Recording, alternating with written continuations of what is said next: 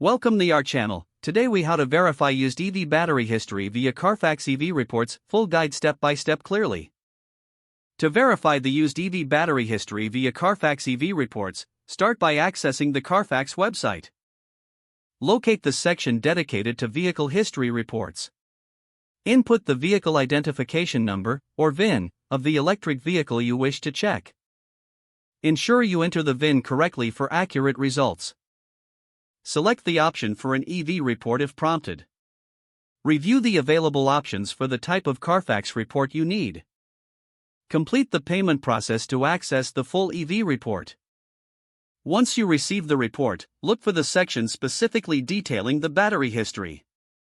Check for information about previous battery replacements or repairs.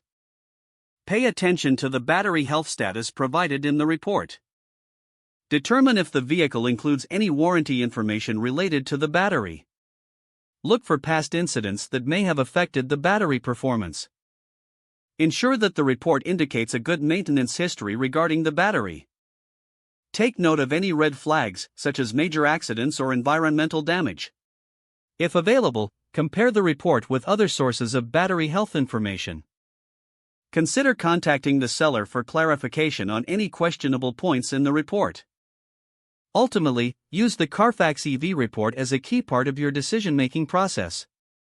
If the page does not load, refresh the browser or try again in a private or incognito window.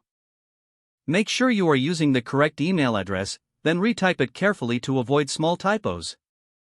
If your password is not accepted, use the reset option and create a new strong password you can remember. Check your spam folder for verification or security emails, then complete any requested confirmation steps. Enable two-factor authentication if available to improve account security and reduce unauthorized access risk. After signing in, review your profile details so your contact information and settings are accurate and current. If you see an error message, note it down and try again after restarting your device and internet connection. Log out when you finish, especially on shared devices, to keep your account and payment information secure.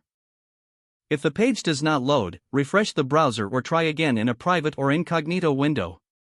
Make sure you are using the correct email address, then retype it carefully to avoid small typos. If your password is not accepted, use the reset option and create a new strong password you can remember. Don't forget to like this video and subscribe to our channel for more step-by-step tech guides.